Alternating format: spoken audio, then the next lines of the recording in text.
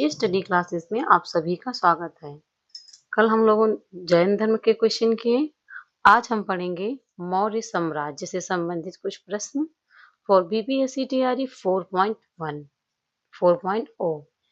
ये 1 to 5 के लिए भी क्लास है और 6 to 8 के लिए भी है, जीएस का पेपर के लिए। तो आइए स्टार्ट करते हैं।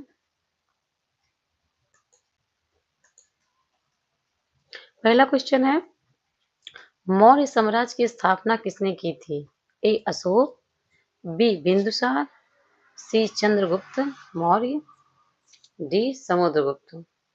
इसमें आपको ऑप्शन सी हो जाएगा, चंद्रगुप्त मौर्य ने मौर्य साम्राज्य की स्थापना की थी।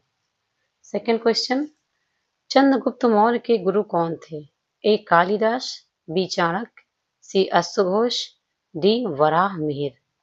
ये सबको पता है, चंद्रगुप्त मौर्य के गुरु चाणक्य थे, चाणक्य नीति। तीसरा क्वेश्चन, मौर्य साम्राज्य की राजधानी क्या थी? ए तक्षशिला, बी उज्जैन, सी पाटलिपुत्र, डी वैशाली। तीसरे में आपका आंसर हो जाएगा सी पाटलिपुत्र। मौर्य साम्राज्य की राजधानी पाटलिपुत्र थी। चौथा क्वेश्चन, बिंदुसार किसका पुत्र था? ए अशोक, बी चंद्रगुप्त मौर्य, सी समुद्रगुप्त, डी हर्ष। चौथे में आपका आंसर हो जाएगा बी चंद्रगुप्त मौर्य। बिंदुसार चंद्रगुप्त का मौर्य का पुत्र था। पांचवा क्वेश्चन, अशोक ने कलिंग युद्ध कब लड़ा? ए 261 ईसा पूर्व, बी 326 ईसा पूर्व, सी 305 ईसा पूर्व, डी 185 ईसा पूर्व। पांचवे में आपको ऑप्शन ए हो जाएगा 261 ईसा पूर्व। अशोक ने कलिंग युद्ध 261 ईसा पूर्व लड़ा था।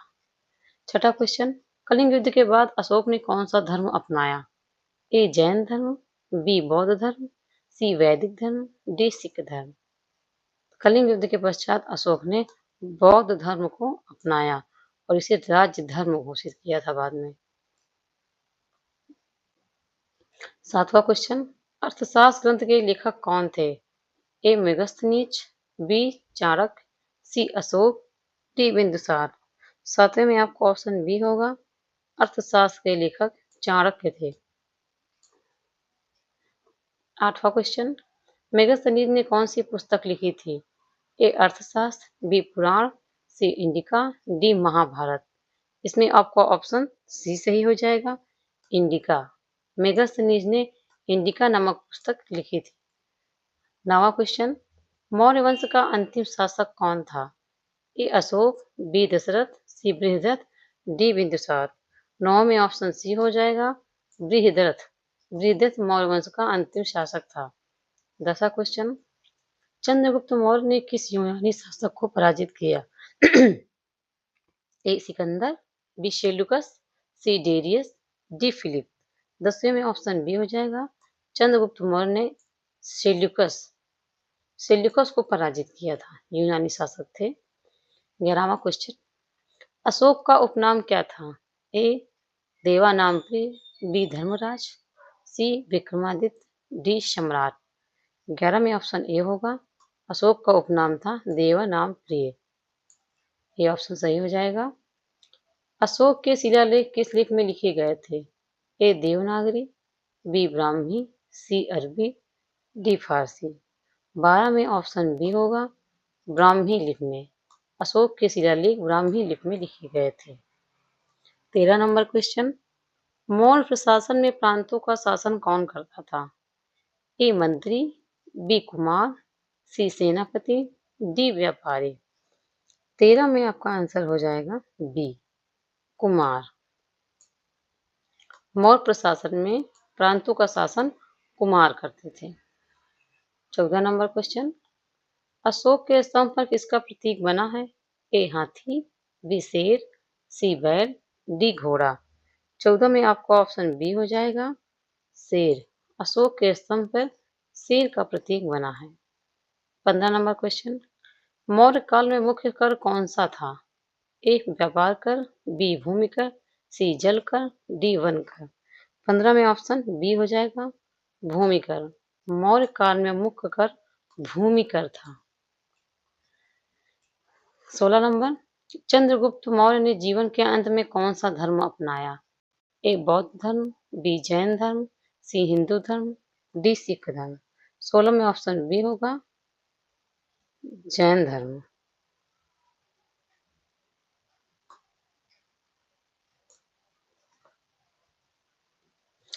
मौर्य काल की गुप्तचर व्यवस्था किस ग्रंथ में वर्णित है?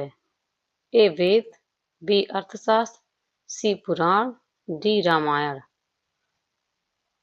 17 में आपका आंसर सही हो जाएगा बी अर्थशास्त्र।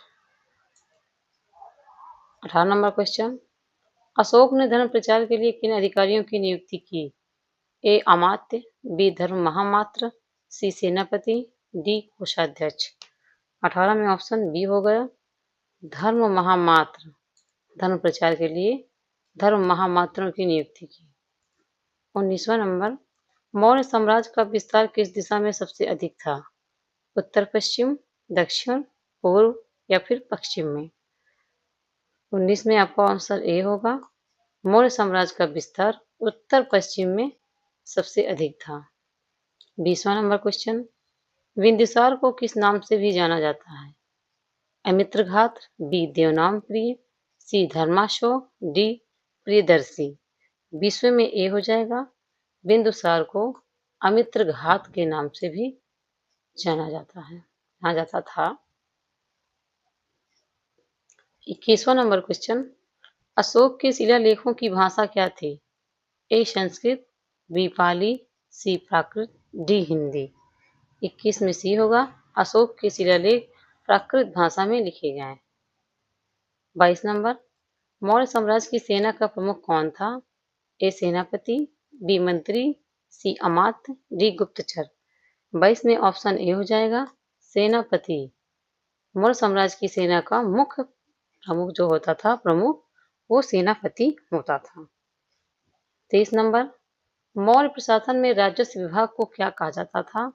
ए समाहर्ता, बी सेनापति, सी पुरोहित, डी मंत्री।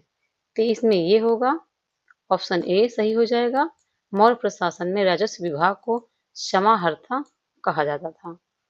24 नंबर, मौर्य काल में नगर प्रशासन का प्रमुख कौन था? ए नगराध्यक्ष, बी ग्राम प्रधान, सी अमात्य, डी सेनापति। 24 में ऑप्शन ए हो जाएगा नगराध्यक्ष। मौर्य काल में नगर प्रशासन के प्रमुख को नगराध्यक्ष कहते थे। 25 नंबर, चंद्रगुप्त मौर्य का राज्याभिषेक लगभग कब हुआ? ए 322 ईसा पूर्व, बी 185 ईसा पूर्व, सी 261 ईसा पूर्व, डी 305 ईसा पूर्व।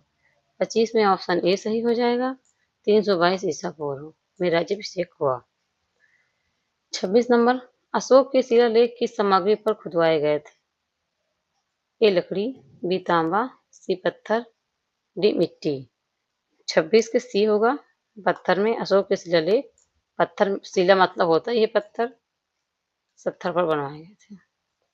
27 नंबर क्वेश्चन, मौर्य साम्राज्य में ग्राम प्रशासन का प्रमुख कौन था?